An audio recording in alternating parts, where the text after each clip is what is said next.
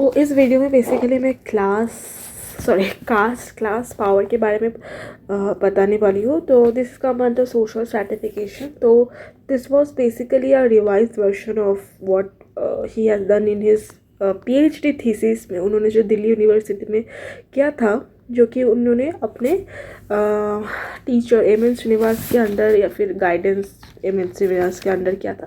तो M N. Srinivas was the one who insisted him to do a field work. Okay, so since क्योंकि एम.एन. श्रीनिवास बहुत मानते हैं फील्ड वर्क में, तो उन्होंने भी एंड्रे बेटल या फिर उनके जो कोई भी स्टूडेंट था उनको फील्ड वर्क पे ही ज़्यादा ये किया, मतलब प्रभावित किया. ओके, सो तो ये एक एंथ्रोपोलॉजिकल रिसर्च था based on intensive field work. Okay, तो यहाँ पे उन्होंने जैसे ऑब्जर्वेशन मेथड यूज़ किया था. तो observation in everyday life focusing on the problem. Basically in study का मेन जो फोकस था वो था kingship, marriage, religion, ritual, class and certification. ये सब बेसिकली जो एक विलेज में होता है, ये सब बेसिकली उन्होंने ऑब्जर्व किया कि ये सब इंडियन विलेज में कैसा है, क्या क्या डिसएडवांटेजेस है, वो सब उन्होंने अपने स्टडीज़ के ज़रिए देखने का कोशिश किया. ओके, जैसे कि एक जगह पे लिखा है कि some anthropologist in Europe for trying to introduce class and certification into the domain where they did not fit. Okay, so ये उनका एक क्रिटिसिज्म है, आप चाहे तो इसको लिख सकते हो. आई नो कि मैं स्टार्टिंग में क्रिटिसिज्म बोल रही हूँ. तो okay, now the choice of, तो उन्होंने ये जो स्टडी किया था वो तंजौर विलेज में किया था. Okay, TANJOR, Tanjore village. तो ये बेसिकली उनका खुद का आइडिया था कि ये विलेज उन्होंने खुद से सिलेक्ट किया. तो यहाँ पे उन्होंने जो स्टडी किया था टेम्पल्स, कैसे वो टेम्पल्स वर्क करते थे. उनका जो फर्स्ट इम्प्रेशन था Tamil speaker, living with the Brahmins, और जो ब्राह्मण्स का जो रिचुअल्स है, वो जो लाइफ स्टाइल्स है, वो सब जाना उन्होंने. जैसे मैंने लास्ट वीडियो में बोला है कि एंड्रे बेटल चंदन नगर कोलकाता से थे. तो उनकी जो मदर थी ना, तो उनकी मदर एक ऑर्थोडॉक्स ब्राह्मण फैमिली से बिलोंग करती थी.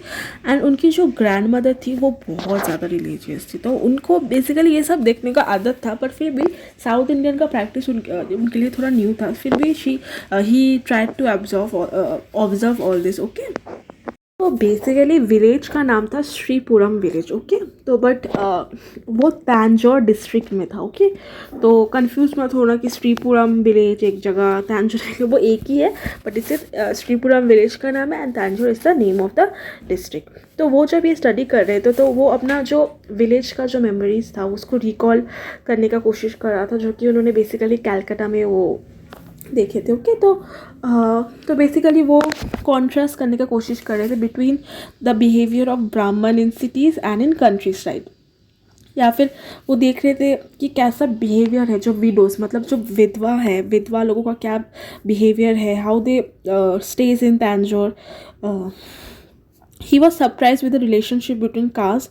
मतलब वो बहुत चौक गए थे with the relationship between caste which we are much more formal than in Calcutta और इन दिल्ली. सो बेसिकली उन्होंने जैसे अपना जो बचपन है वो कैलकाटा में रहे थे, उन्होंने अपना जो PhD किया है वो दिल्ली में किए थे. तो वो ये सब अपना वो हर जगह का एक्सपीरियंस ये तंजौर विलेज के साथ रिकॉल कर रहे थे. कैसे ये तंजौर विलेज या फिर श्रीपुरम विलेज डिफरेंट है, मतलब क्या क्या प्रैक्टिसेस है जो अलग है. ओके,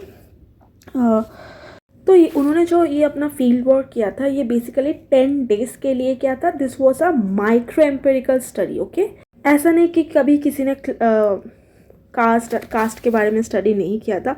बहुत सारे विलेज स्टडीज़ किया गया है, जैसे कि एम.एन. श्रीनिवास, मैकम मैरियट या फिर F.J. बेली. बट बेटल का जो स्टडी है वो डिफरेंट क्यों है? क्योंकि बाकी सब जो सोशियोलॉजिस्ट है उन्होंने सिर्फ कास्ट पे फोकस किया कि विलेज में सिर्फ वो लोग देखते थे कि इंडियन विलेज में सिर्फ एक ही स्ट्रक्चर है, सोशल स्ट्रैटिफिकेशन है, that is on the basis of cast.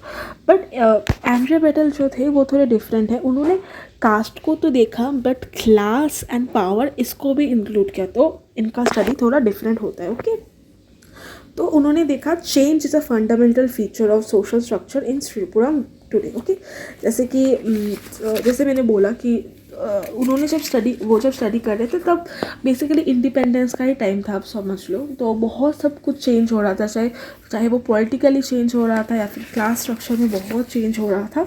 Okay, so ये कास्ट सिस्टम को क्रिटिकली देख रहे थे and basically how economic social changes हो रहा है या फिर पॉलिटिकल चेंजेस हो रहा है। ओके, एंड ये कॉम्परेटिव मेथड भी यूज़ कर रहे थे और ये इनके लिए स्ट्रैटिफिकेशन बहुत जैसे इम्पोर्टेंट था। इनका फील्ड का इंटरेस्ट था ही, मतलब इनका स्टडी ऑफ इंटरेस्ट था ही स्ट्रैटिफिकेशन।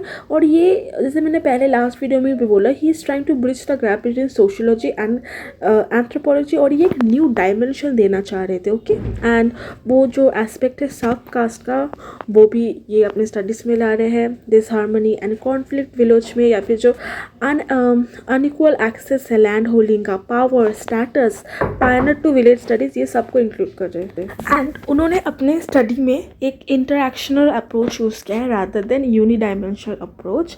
तो बेसिकली ये बुक का जो नाम है मैं बार बार क्लास आगे बोलूँ, caste, class, power, changing pattern of stratification in Tanjore village. और ये कब उन्होंने लिखा था, दैट इज़ इन 1965। तो बट उन्होंने जब अपना जो स्टडी किया था ना, वो 1960 के अराउंड किया था। He stayed around 10 months in this village. Okay, जैसे मैंने पहले भी बोला कि इंडियन विलेज को समझने के लिए आपको सिर्फ कास्ट नहीं, आपको caste, then kingship, then class, then power, ये सब भी समझना पड़ेगा।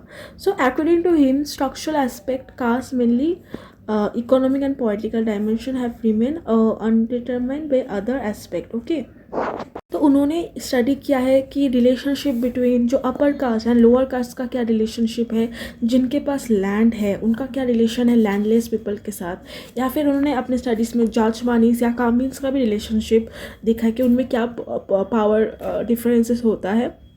उन्होंने बोला this should be studied from a structural perspective by using universal stratification a general phenomena. Okay, उन्होंने बोला है कि किंगशिप भी एक बहुत इंपॉर्टेंट रोल प्ले करता है, क्योंकि उन्होंने देखा है जो बच्चे होते हैं वो अपने पेरेंट्स का जो ऑक्यूपेशन होता है उसी को चूज़ करता है। Like it's a hereditary process, क्या बोलते हैं, हेरिडिटरी प्रोसेस जो कि चलता ही रहता है। ओके, कि आपके फादर अगर डॉक्टर थे तो आपको भी डॉक्टर बनना है, कि अगर आपके फादर बार्बर थे तो आपको भी बार्बर बनना है। तो उन्होंने बोला है कि ये जो किंगशिप इन्फ्लुएंस है ये हम लोग इंडस्ट्री, सिनेमाज एंड पॉलिटिक्स में भी देख सकते हैं। अब देखोगे कि एक्टर का बेटा एक्टर बन रहा है, इंडस्ट्रियलाइज का बेटा इंडस्ट्रियलाइज बन रहा है, एंड जो पॉलिटिकल लीडर्स है उनका भी बेटा या बेटी जो भी हो कहीं ना कहीं पॉलिटिकल लीडर्स ही बन रहे हैं। So his focus is not on the hierarchy of caste alone but also on stratification in general.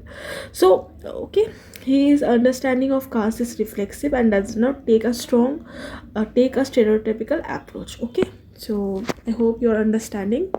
Basically उन्होंने ऑब्जर्व किया श्रीपुरम जो विलेज है वहाँ पे 3 कास्ट है बेसिकली मेनली। वन इज़ ब्राह्मण, सेकेंड इज़ नॉन ब्राह्मण एंड थर्ड इज़ आदि द्राविदास, जिनको वो दलित भी बोल रहे हैं, मतलब बेसिकली दलित या फिर जिनके पास एकदम पॉलिटिकल पावर नहीं है। ओके, तो 3 कास्ट का मैंने नाम बोल दिया है, ब्राह्मण, नॉन ब्राह्मण, आदि द्राविदास। ओके, वो बोल रहे कि जो ब्राह्मण्स है वो ऑल्सो नोन एज मीरा दास। ओके, मीरास दास। ओके, ब्राह्मण को वो विलेज में मीरास दास भी बोलते। तो basically they are the land owning class. Agraharam जो है वो लैंड ओनिंग क्लास है। तो लैंड ओनिंग क्लास को अग्रहारम बोलते हैं और ब्राह्मण को मीरास दास बोलते हैं। Okay, in that village, not पूरे जगह, सिर्फ वो विलेज में।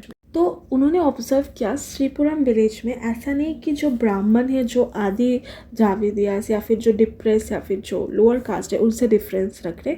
वो उन्होंने ऑब्जर्व किया जो ब्राह्मण है वो अपने आप में ही, जैसे कि ब्राह्मण में भी जैसे क्या बोलते हैं, ब्राह्मण में भी सब कास्ट होता है ना, उन्होंने भी वहाँ पे भी डिफरेंस है। वहाँ पे भी वो लोग एक दूसरे का चीज़ें फॉलो नहीं करते। ओके, उन्होंने एक चीज़ ऑब्जर्व किया जो कि जीएस खोरे का, अगर आपको संस्कृताइजेशन पता है, कि जहाँ पे lower caste try to adopt the क्या बोलते हैं adopt the habits of the upper caste या फिर द इन्फ्लुएंशियल कास्ट, बट ये विलेज में कुछ ऑपोजिट ही था। यहाँ पे जो लोअर कास्ट था जो कि था आदि द्राविदास, वो कहीं कभी नहीं चाहते थे कि जो हायर कास्ट है या फिर जो पावर कास्ट है ब्राह्मण, उनका वो लोग कभी लाइफस्टाइल या फिर उनका जो जो चीज़ें था वो कभी फॉलो ही नहीं करते थे। तो यहाँ पे सेंसिटाइजेशन उन्होंने कभी ऑब्जर्व ही नहीं किया। उन्होंने देखा जो आदि रविदास है वो अपना स्टेटस लेके बहुत खुश है,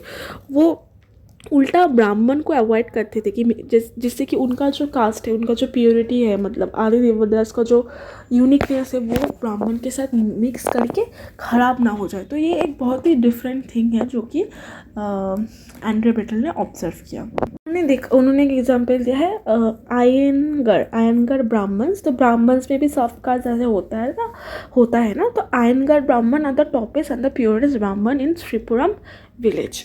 तो आई होप आपको थोड़ा थोड़ा तो समझ में आ ही रहा होगा।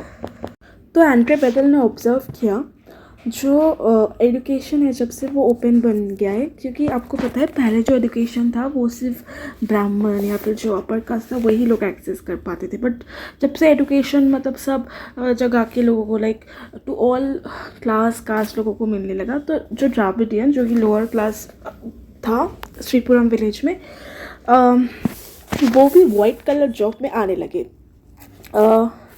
Land has came into market and Brahmins have sold their land in many instances and Adi Dravidians had bought it in other instances। जैसे कि लैंड सबके एक्सेस में होने लगा तो सब लोग खरीदने लगे, तो फिर सबके पास से प्रॉपर्टी आने लगा। तो as land came in the open market the productive organisation of village tended to be free from the structure of caste. तो पहले क्या होता था, सिर्फ जो अपर कास्ट होते थे उन्हीं के पास लैंड होता था, चाहे वो ब्राह्मण हो जाए या फिर क्षत्रिय हो जाए। बट नहीं, अभी सबके पास लैंड होने लगा। ओके, तो इसके कारण जो विलेज का पावर स्ट्रक्चर है वो भी चेंज होने लगा।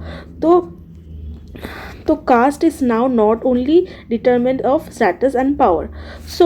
तो आप देखो एंड्रे बेटल, मैंने जैसे कि बोला, वो अपना स्टडी जो कर रहे थे तो वो इंडिपेंडेंस के बाद के टाइम पे कर रहे थे। तो तभी बहुत कुछ सोसाइटी में चेंज आ रहा था, सिर्फ अर्बन एरिया में नहीं, विलेज में भी।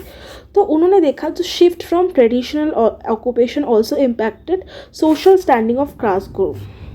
तो इसके कारण क्या हुआ, लोग जो अपना ट्रेडिशनल फैमिली जॉब करते थे ना कि किंगशिप पैटर्न की वजह से, कि जैसे कि जो लोअर कास्ट पीपल होते थे वो बार्बर या फिर जो पोछा क्या बोलते कपड़ा धोते हैं वॉशरमैन, वो सब काम करते थे। बट नाउ क्या हुआ, एजुकेशन ओपन हो गया तो बहुत सारे लोग डिफरेंट जॉब्स लेने लगे। जैसे कि ब्राह्मण लोग पहले क्या पूजा पाठ या फिर पढ़ाई लिखाई के साथ कनेक्टेड थे, बट वो लोग भी अभी गवर्नमेंट जॉब और फिर एग्रीकल्चर जॉब ये सब करने लगे।